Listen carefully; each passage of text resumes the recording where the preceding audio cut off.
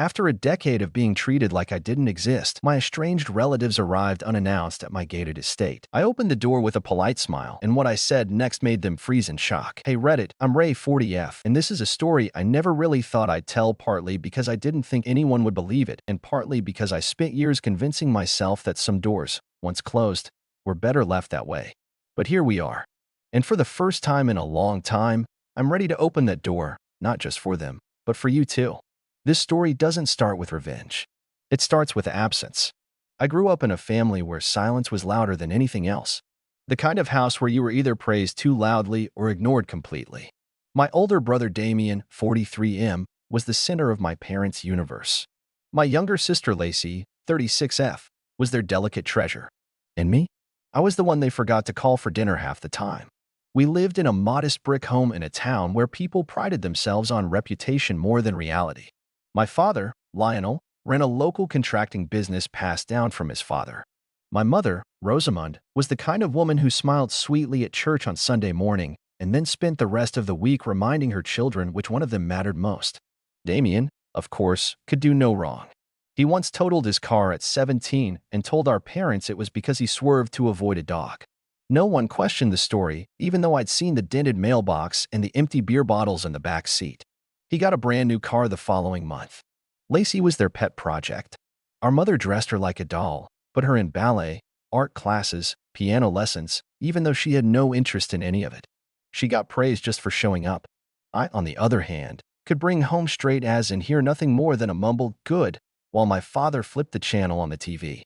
I don't think they meant to make me feel invisible. That would have required thinking about me at all. They didn't hit us. They didn't scream. But their neglect was precise. Deliberate. Every choice they made reminded me I was not the child they wanted. I learned early on that asking for attention didn't work. So I stopped asking. At 14, I started doing chores around the house that no one noticed. Cleaning the kitchen, folding laundry that wasn't mine, mowing the lawn. Not out of a sense of duty, but because I hoped someone would see me. They didn't. At 16, I got my first job working evenings at a small cafe downtown. It wasn't glamorous, but it was mine. I didn't tell my parents I'd applied. I didn't ask them for a ride. I walked the 4 miles home after closing shift with tired feet and a quiet kind of pride. I used every paycheck to build a savings account. Not for anything specific. Just a way out. It finally came at 19. No dramatic fights. No sobbing goodbyes. I left a note on the kitchen counter the morning I left. "Thanks for everything. Don't worry about me. Ray." I don't think they even called to ask where I went. For the next few years, I lived like a ghost in their world. I found a cheap apartment 3 hours away, enrolled in community college, and worked my way through school. I started offering freelance graphic design work online.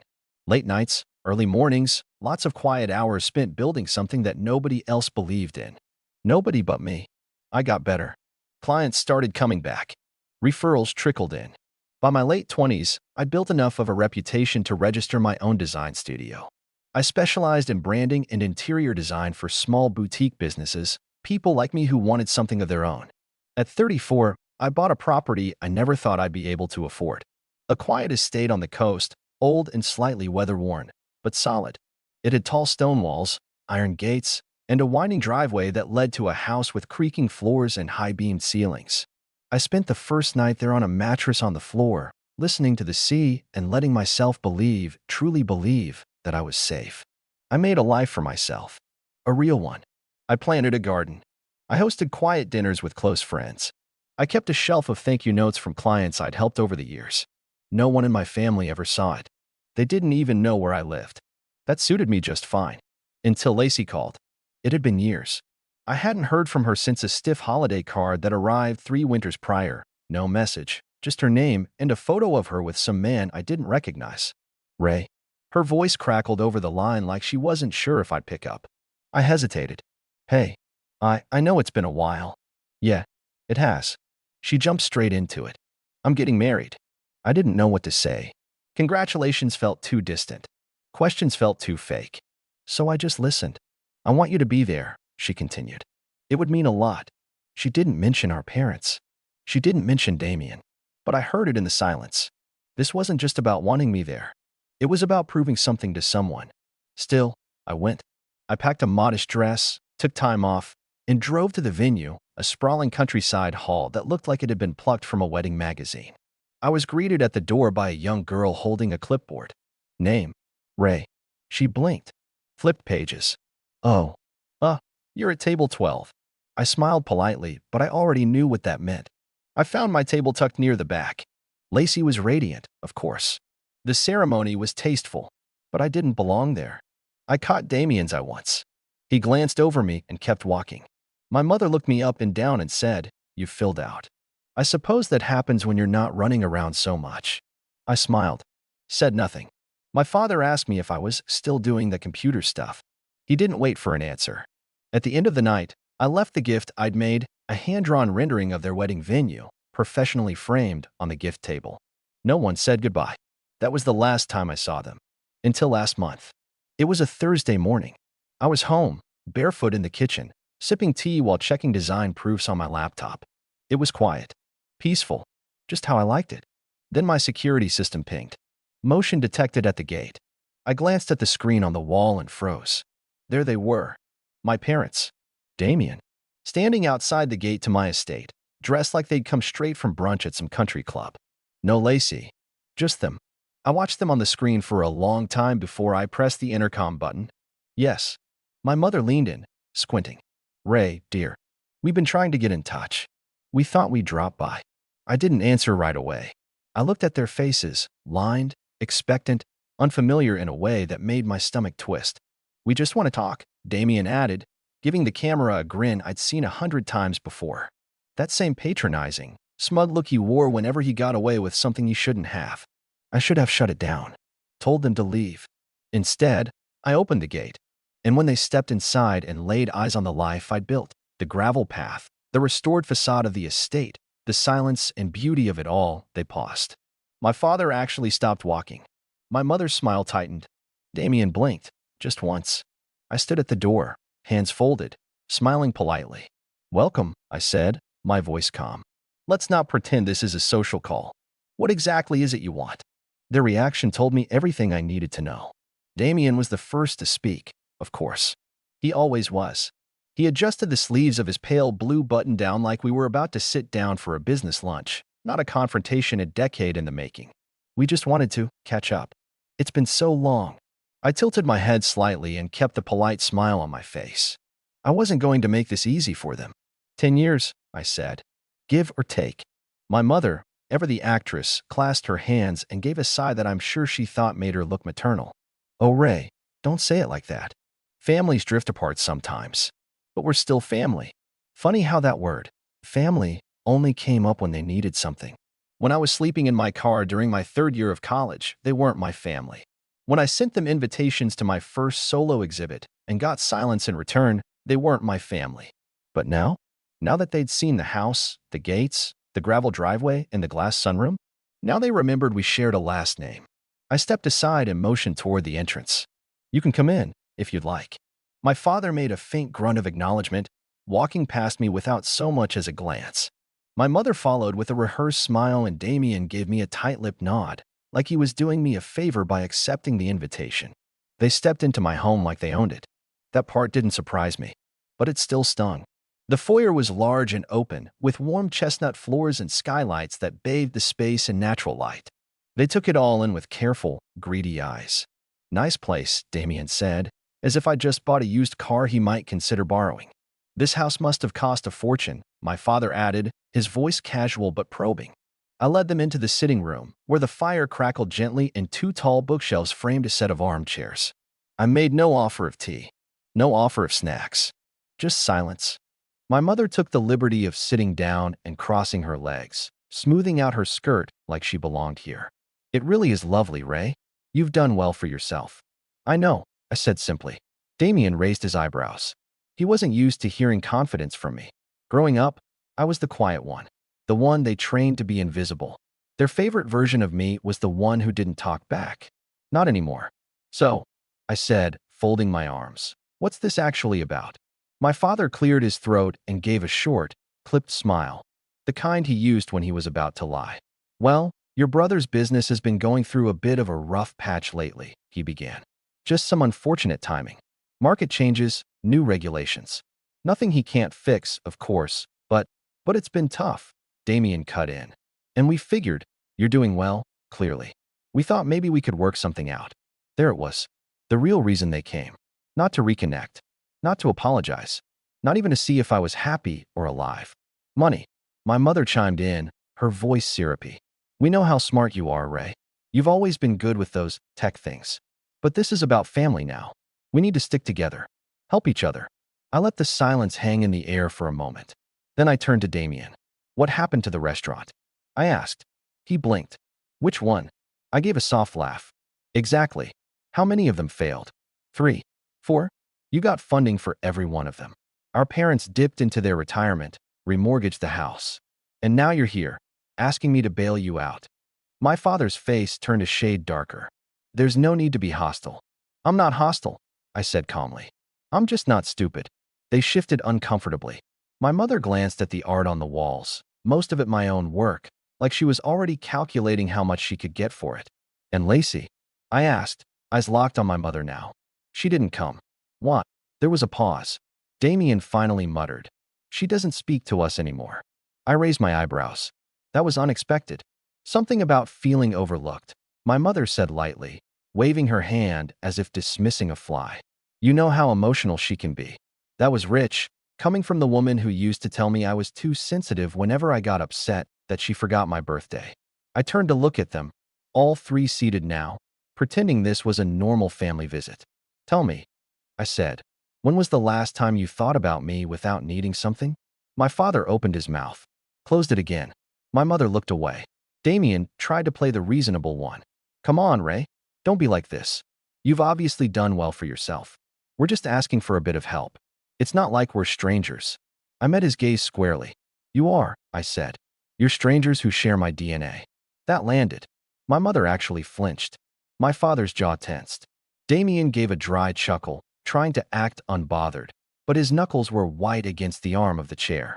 We didn't come here to be insulted, my father snapped. Then you shouldn't have come at all, I said. I walked to the fireplace and picked up a small framed photo off the mantel. It was a picture of me and a group of close friends from my business's 5-year anniversary. Everyone in the photo had shown up for me, supported me, believed in me. Not a single blood relative among them. You didn't invite us to that, my mother said, eyeing the photo. I stopped inviting people who never show up, I replied, gently placing the photo back. The silence in the room shifted. It wasn't just uncomfortable anymore, it was tense. The way it gets when someone realizes they're not in control. That's when I saw it in their eyes. The flicker of panic. The calculation. This wasn't going their way. My mother stood up, forced smile in place. Ray, you're clearly upset. Let's not turn this into something ugly. We're family, and family takes care of each other. I walked toward the door, my tone polite and even. You're right. Family does take care of each other. I've learned that. That's why I built my own. They didn't follow immediately. It was like they were waiting for me to break, to change my mind, to soften. But I didn't. I opened the front door and stood aside, just like I had 10 years ago when I walked out of theirs. And when they finally shuffled past me, confused and simmering, my voice followed them like the creak of an old hinge. I've got a proposition for you, I said quietly. They stopped. 3 heads turned. I didn't raise my voice. I didn't need to. I'm willing to give Damien exactly what he came for, I said, stepping out onto the stone path just beyond the front door. Money. They all froze like I'd just spoken a different language. My mother turned first, face twitching into what she probably thought was warmth. Ray, that's really? Oh, honey, that's very mature of you. Damien narrowed his eyes. What's the catch? Ah, there it was. The part where they realized I wasn't doing this out of kindness. I gestured toward the benches near the edge of the garden. A trimmed hedge lined the path behind them, and soft wind moved through the trees beyond. I had designed this garden with peace in mind. Now it would host a storm I'd been preparing for since I was 18. They hesitated, but followed. When we sat, I pulled out my phone from my coat pocket and tapped it a few times. From the folder labeled Family Files, I opened a document I'd saved years ago. The words on that screen had grown into something solid, a lifeline I used every time I doubted myself, every time I wondered if they were really that bad. It reminded me they were worse. Before I write a single check, I said, locking eyes with Damien, we're going to revisit some things. I need to hear it from you. All of you. He scoffed. What is this, therapy? No. Therapy helps people grow. This is just honesty. Something none of you offered me growing up. My mother folded her arms. We came here in good faith, Ray. No. You came here because you thought I was stupid enough to play the loyal daughter. Again, I turned to Damien. Tell me, I said, calm but firm. How old was I when you convinced Mom and Dad to take the money I saved from part-time jobs and invest it into your first restaurant? He looked away. 17, I said for him. It was everything I had. Scholarships weren't covering textbooks. You said I didn't need savings because I didn't understand money. My mother sniffed. That was so long ago. It was theft, I replied. And you never paid it back. Damien cleared his throat, trying to hold onto some shred of dignity. You're not poor now, are you? It all worked out. That phrase. It all worked out. As if the nights I went hungry, the years I didn't turn the heat on in winter, the jobs I worked through the flu, all of that meant nothing because now I lived behind gates. You know what I remember most about college? I said softly. Not graduation. Not even my first exhibition. I remember standing at a checkout line at a thrift store, trying to decide whether to buy a winter coat or food for the week. And you? I turned to my father, told me over the phone that learning to struggle was character building. He didn't flinch. He never did. It was. My hands gripped the phone tighter, but I kept my voice even. You treated me like I was a burden, I said. Like I was lucky just to be tolerated. Every success I had, you ignored. Every failure, you made sure I wore it like a badge. No one spoke. So here's the deal, I said, voice hardening. I'm willing to give Damien $50,000. His eyes lit up, too fast. The desperation was clearer now, and it made him slip. Really? Just like that? No, I said. Not just like that. I opened my briefcase, which I had left near the door when I first stepped outside. From it, I pulled out a crisp stack of paper, bound and neatly labeled. A contract. I drafted this years ago, just in case. Damien leaned forward, scanning the top page. Then his brow furrowed. What's this? It's a financial agreement, I said. In exchange for the money, you'll sign over ownership of the family house. The one you still live in. I've already done the title search. It's in both our parents' names. My mother gasped. You can't be serious. I'm very serious, I said, calm as ever. You took what little I had when I was a teenager. You told me my future wasn't worth investing in. You laughed at the idea of me making a living off art. Well, now I can buy you out of your past. Damien stood up, fists clenched at his sides. That house is ours. No, I said, standing too. It was paid for by Grandpa's trust, which he left to all three of us. But guess who never got a cent of it? Guess who was conveniently left out of every discussion about what to do with the property? My mother's voice sharpened. You didn't need it at the time. You were always what? I snapped, finally letting the edge show. Quiet. Obedient. Easy to ignore. Silence. I softened my voice again. You can sign the house over. I'll wire the money to Damien's account. No tricks. Just a clean trade. You get what you came for. And I get closure. My father stood now too. We'd be homeless. No, I said. You'd be renters. I'll let you stay for a year, no charge. After that, you'll pay market rate. Fair and square.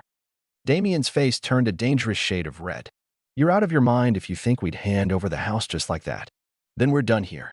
I picked up the folder, tucked it back into my briefcase, and turned to walk back toward the house. You always were the selfish one, my mother called after me. I stopped on the steps, the gravel crunching under my heel as I turned just enough to look at her over my shoulder. No, I said. I learned selfishness from the experts. They stood there, stunned and motionless, as I pulled the heavy front door open and stepped inside. And then, before I closed it, I added one final word. Think it over. I didn't wait for their response. I closed the door softly, leaving them on the outside for the first time in their lives. They didn't know it yet, but things were about to get worse for them.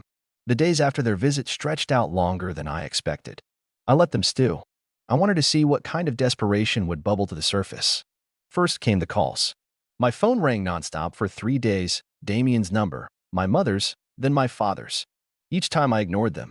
Let them talk to voicemail, let their messages hang there like unanswered debts. By the end of the week, the family lawyer showed up at my estate unannounced. Dressed in a gray suit that smelled faintly of stale cologne, he handed me a letter thick enough to be a contract and twice as arrogant. Your family insists this agreement is unfair and refuses to sign, he said flatly, pushing the papers across the marble countertop. I glanced over the pages. The language was tight, but the demands were predictable. They wanted the money without signing over the house. They wanted me to hand over a blank check for their ruinous lifestyle with no strings attached. No, I said. I'm not in the business of throwing good money after bad decisions.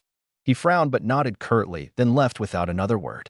The next day, I started making phone calls of my own. A few discreet inquiries here and there. It turned out the house was burdened with a hefty mortgage and liens, all taken out by my parents and Damien without telling anyone else. That house?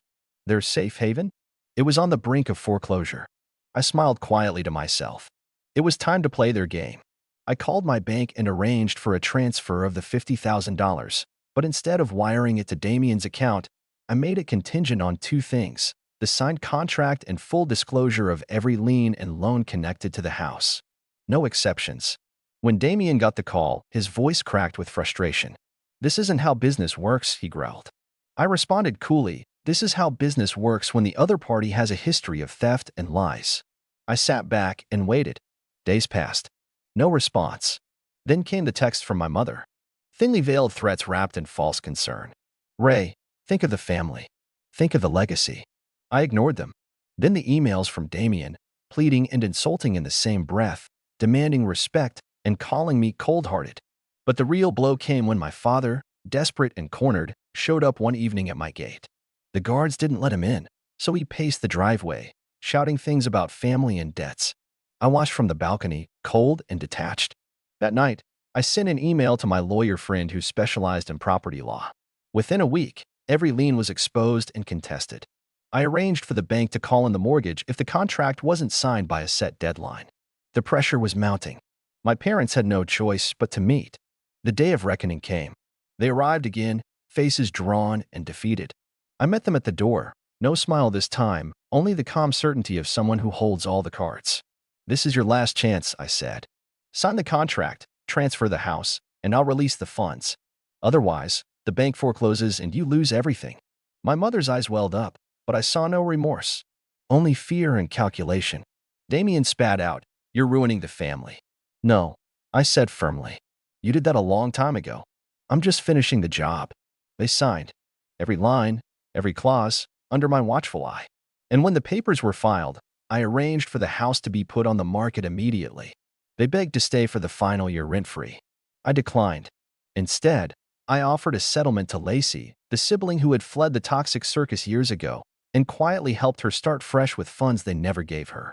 In the end, I didn't just take back what was mine. I dismantled the foundation they thought would support them forever. They had lived off my goodwill and patience for years. I stopped giving. Because family isn't about blood. It's about respect. And they lost both.